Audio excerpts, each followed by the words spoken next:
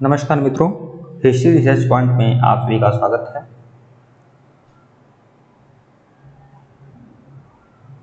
आइए, झारखंड पीजीटी इतिहास का वन लाइनर सीरीज चल रहा था और यह सीरीज संख्या 3 है मित्रों। हर सीरीज में आपको 50 क्वेश्चन आपको काफ़ी कराए जा रहे हैं। ये कुल मिलाकर 5500 क्वेश्चन की रामबाण सीरीज है जो शुरुआत चल रही है आप लोगों की। अगर आप लोग को यह पूरी सीरीज चाहिए, ये झारखंड पीजीटी इतिहास के लिए यह सीरीज मैं लाया हूँ आप लोगों के लिए। यह पूरा का पूरा 5500 क्वेश्चन की सीरीज है। इसमें विश्व इतिहास, प्राचीन इतिहास, मध्यकालीन इतिहास और आधुनिक इतिहास के लगभग 5500 क्वेश्चन हैं जो प्रश्न आए हुए हैं, जो आने की अपार संभावनाएं हैं। और यह पूरी सीरीज में कंप्लीट करा रहा हूँ और हर सीरीज में आपके 50 क्वेश्चन होंगे। अगर इसके पहले का वीडियो नहीं देखे हैं तो प्लेलिस्ट में जाइएगा। पीजीटी हिस्ट्री वन लाइनर्स के नाम से प्लेलिस्ट बनी हुई है। लगभग 5500 क्वेश्चन की सीरीज है मित्रों, तो इसे आप नजरअंदाज बिल्कुल मत करें। परीक्षा होने तक तो बिल्कुल फॉलो करते रहिएगा। आइए शुरुआत करता हूं। और अगर यह सीरीज आपको चाहिए, यह पीडीएफ आपको चाहिए, तो आप हमारे ऑफिशियल व्हाट्सएप नंबर पर मैसेज कर सकते हैं। ऑफिशियल व्हाट्सएप नंबर है 8318397276 8318397276। यह हमारा ऑफिशियल व्हाट्सएप नंबर है। ऑफिशियल व्हाट्सएप नंबर डिस्क्रिप्शन में भी है, आप मैसेज कर सकते हैं। अब मैसेज करते ही आप लोग को यह पीडीएफ आपको मिल जाएगा। 5500 क्वेश्चन की सीरीज है, लेकिन इसका जो प्राइस है वो 250 है। 250 रुपया है। 250 रुपया पेमेंट करना होगा और पेमेंट करने के बाद यह पीडीएफ आपको मिल जाएगा जो 5500 क्वेश्चन की सीरीज है। और ये झारखंड पीजीटी इतिहास के लिए रामबाण है। यह बात आप ध्यान रखिएगा ये सीरीज। आइए शुरुआत करते हैं।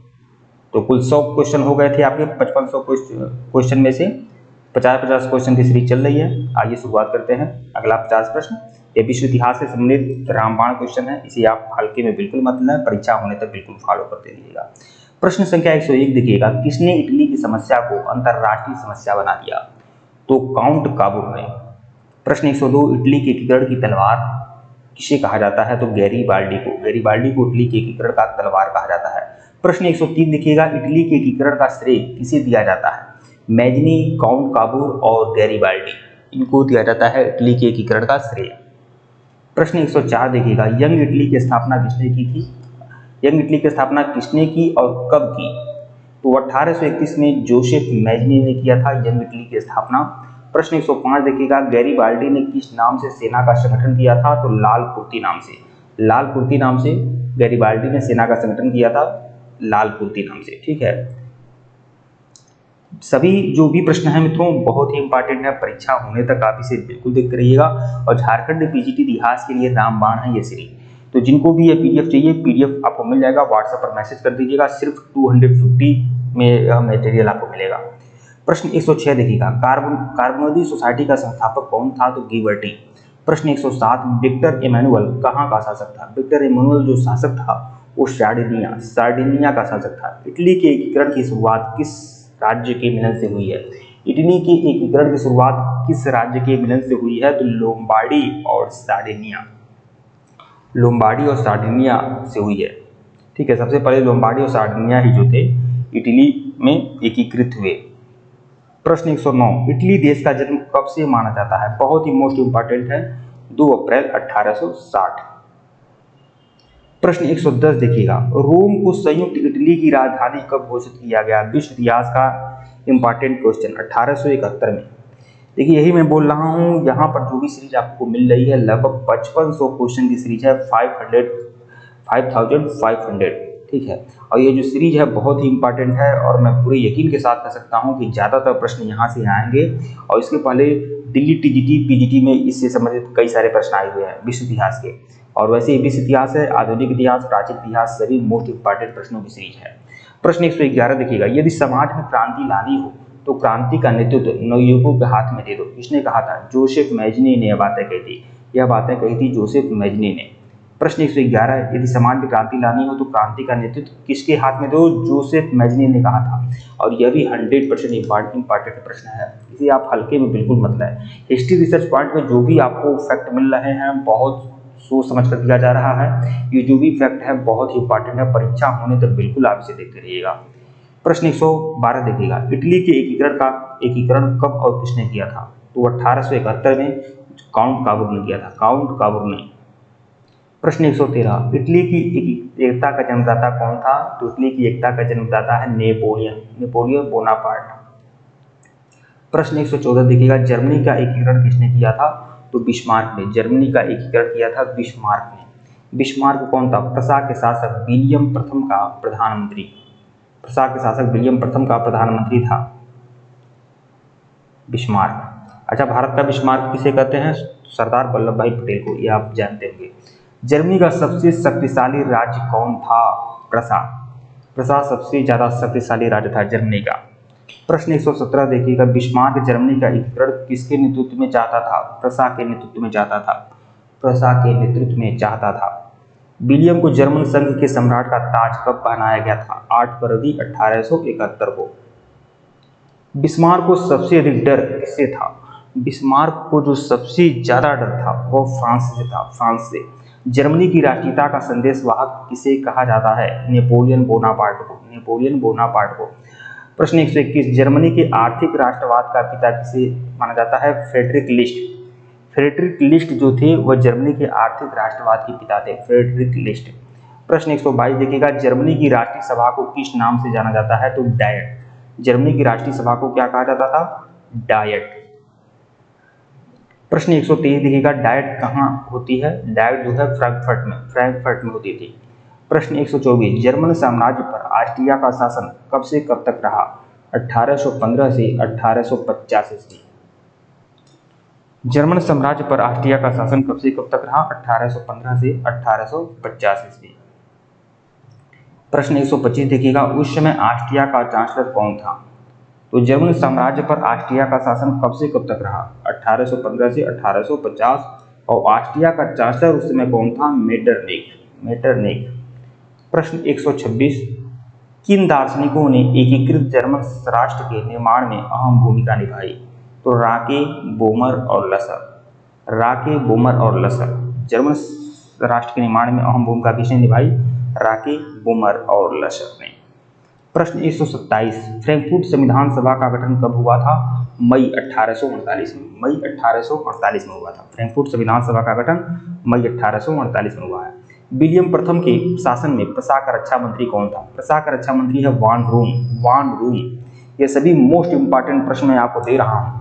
मैं पूरे दावे और यकीन के साथ कह सकता हूँ, विश्व इतिहास से संबंधित जितना भी प्रश्न आएगा झारखंड पीजीटी इतिहास में, अगर 90% प्रश्न हमारे इस सीरीज से न आए तो फिर आप कहिएगा। ये बात आप ध्यान में रखिएगा। यहाँ पर एकदम खोज के मटेरियल आपको दिए जा रहे हैं। प्रश्न 129 देखिएगा, इस समय प्रसा का सेनापति कौन था? वान माल्टेक। प्रश्न 130, बिस्मार्क प्रसा का चांसलर कब बना? बिस्मार्क प्रसा का चांसलर कब बना था? 23 सितंबर 1862। 23 सितंबर 1862 को। प्रश्न 131 देखिएगा, बिस्मार्क का जन्म कब और कहाँ हुआ था? 1 अप्रैल 1815 को ब्रेडेनबर्ग में हुआ था। प्रश्न 132, विलियम प्रथम ने किसे बाजीगर कहा है? तो बिस्मार्क को कहा है। विलियम प्रथम ने बाजीगर किसे कहा है? तो बिस्मार्क को कहा है, बिस्मार्क को।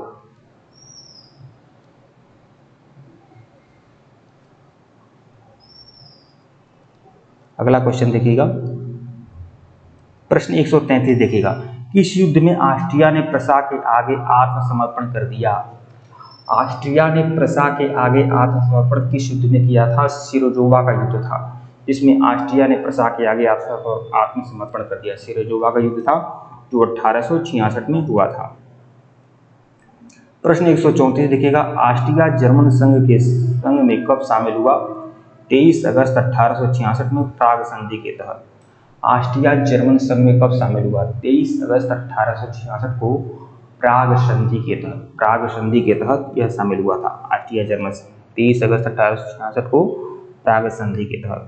प्रश्न 135 देखिएगा, सेडान का युद्ध कब और किसके बीच में हुआ? फ्रांस व प्रसा के बीच में 15 जुलाई 1870 को। सेडान का युद्ध किसके बीच में हुआ था? फ्रांस व प्रसा के मध्य हुआ था 15 जुलाई 1870 को। ये सभी मोस्ट इंपॉर्टेंट प्रश्न आप लोग को मैं दे रहा हूँ। प्रश्न 136 देखिएगा, बिस्मार्क ने जर्मनी के किस सम्राट का राजाभिषेक वर्साय के राजमहल में करवाया था? तो विलियम प्रथम। प्रश्न 137, फ्रैंकफर्ट की संधि किसके बीच में हुई है? तो फ्रांस और प्रसा के मध्य यह फ्रैंकफर्ट की संधि हुई है और ये कब हुई है? 1871 में। प्रश्न 138, किस युद्ध के बाद जर्मनी का एकीकरण संभव हुआ? सूडान के युद्ध के बाद।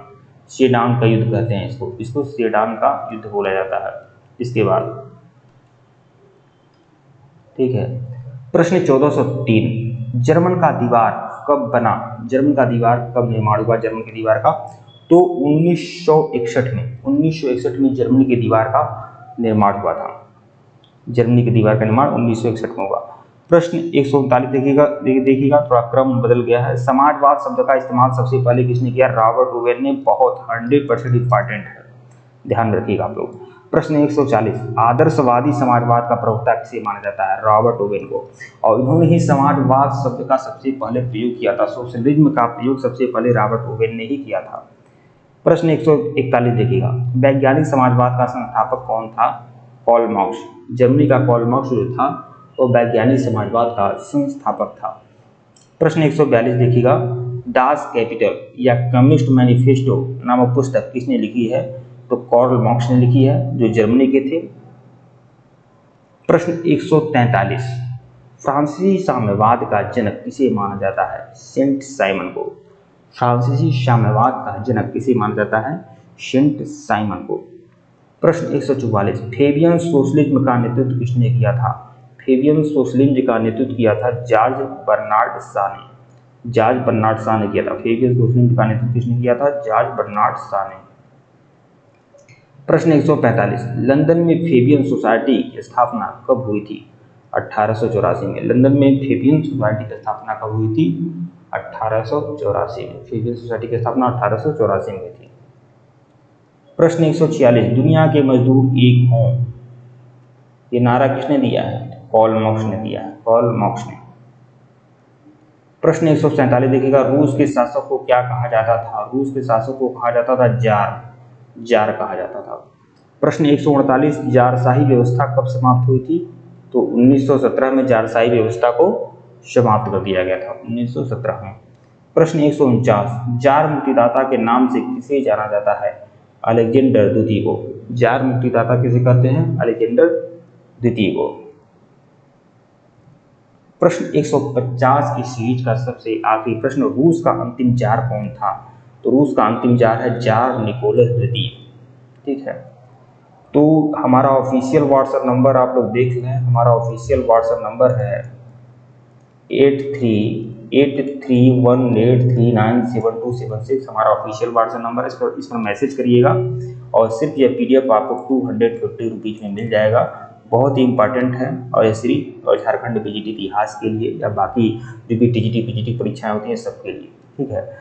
और यह बहुत ही कम प्राइस है। ठीक है मित्रों, वीडियो को लाइक और चैनल को सब्सक्राइब करिएगा। टेलीग्राम बिल्कुल ज्वाइन करिएगा, लिंक डिस्क्रिप्शन में दिया गया है। इसके पहले का वीडियो नहीं देखे हैं तो प्लेलिस्ट में जाइएगा, Jharkhand PGT history one liner के नाम से प्लेलिस्ट बनी हुई है। धन्यवाद आप लोग को।